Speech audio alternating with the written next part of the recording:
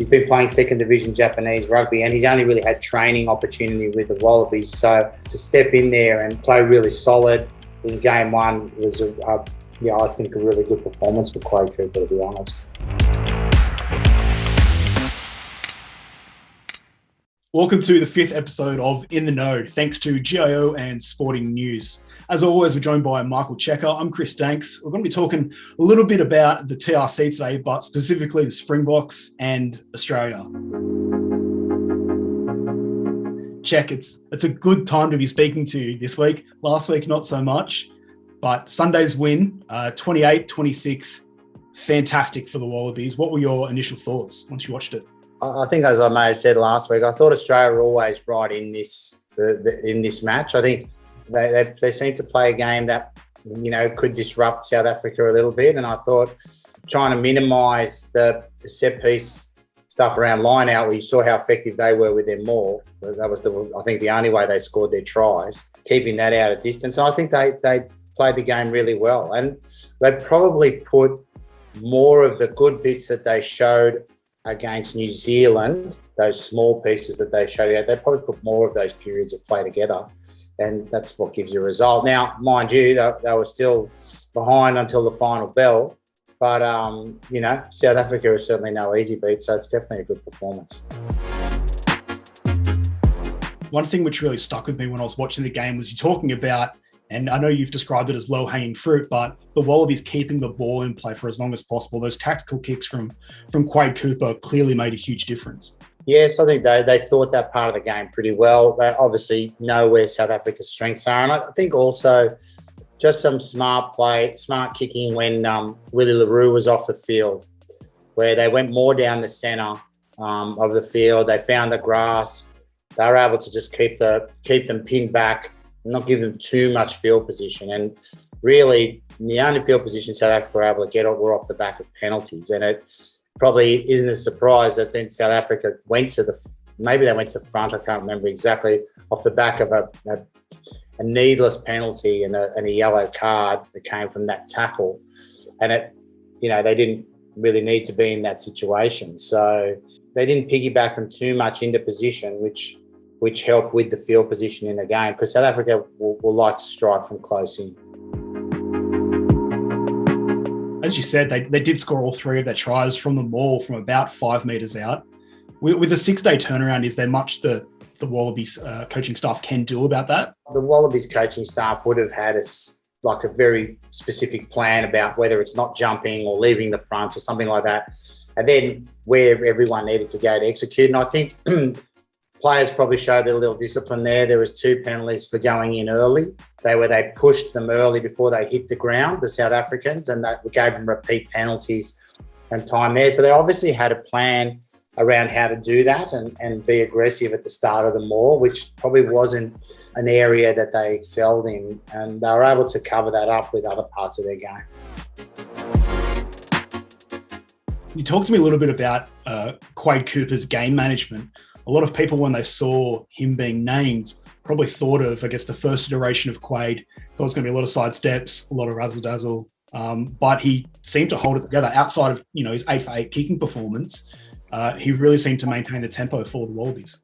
Only having coached him, I think he would say that he was solid, and that's probably the biggest. That's exactly what the team needed. They needed him to be solid, and he certainly was. I think his passing game was pretty good. He passed wide when he needed to. It didn't go too much over the top on that. Kicked really well.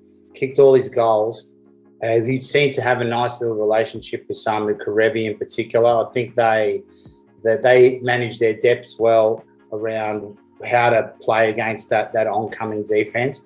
And when you have someone like Samu Kerevi, I think what Quade Cooper's experience give him was he'll know how to use him, and Kerevi was a step up from how he played against in his first game back, and he'll only go forward. He's going to be a plus point for Australia going forward, considering he's been playing second division Japanese rugby and he's only really had training opportunity with the Wallabies. So to step in there and play really solid in game one was I think a really good performance for Quade Cooper, to be honest. It's outside of Karevi and Cooper, and then obviously Michael Hooper, because that's Michael Hooper every week. Someone who I thought was a real standout was Lachie Swinton.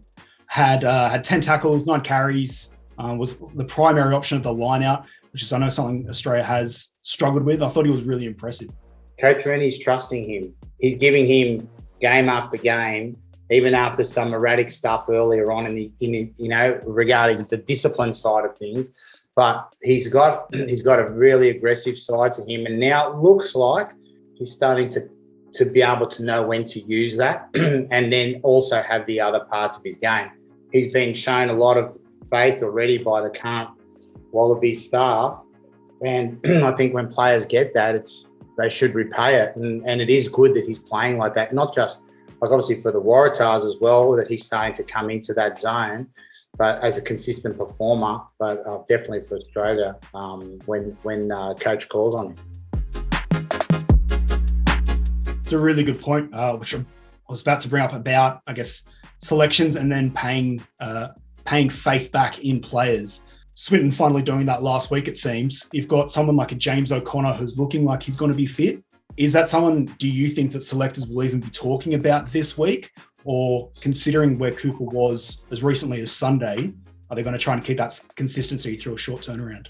You would have to think that Coach Rennie would be pretty pleased with Quade Cooper's performance, and you'd have to imagine that he'll turn him around again this week, because one thing he'd be wanting to see from him, and with the possibility of him then staying in, because he came in sort of jettisoned in there, maybe with the view to keeping him in there longer term or mid-term even, would be about consistency and driving that consistency and those solid performances. So I'll be surprised if he changed him out, but he may have a different motive of, he wants to see someone else before, different games. But there's still another, I think, 7 or 8 games of this season to go for the Australian team. So he'll have a plan, I imagine, on who he wants to see where, and then see how the form line works according to that and make the picks. But you'd have to think that he'll go around again, because he played quite well. You've been in these situations before with tight turnarounds. If you're Michael Hooper or you're Coach Rennie, what's your message to the guys? I mean, we're pretty late into the week already. We're only a few days out from the game. What's your daily message to them to, I guess, keep everyone from peaking before Saturday's game? Oh, no, I don't think there's anything different needed to be done. You need to improve your performance like all the time. You always want to improve your performance. Australia's really in the box seat here, I think, because South Africa are coming to terms for the first time, because they haven't had to deal with it before. These are the first games apart from the Lions, but into this, the sort of ranking side of things. First time where they've come out playing as the world number 1, right? And when you come out after that, everyone's looking for you. And probably traditionally, South Africa's come here and thought more about New Zealand than they have about Australia. I think that's why we've got a very good record against them here in Australia. And now, back-to-back games in Australia, I think, and with 2 games against New Zealand coming after that, I think Australia's in the box seat to perform well again and get another victory, all going well. Beautiful. That should do us for this week. Michael, as always, thank you for joining us. For everyone out there, thank you for joining for the 5th episode of In the Know. Thanks to GIO and Sporting News. Enjoy the footy this weekend. It's going to be an absolute festival. I cannot wait. See you next week.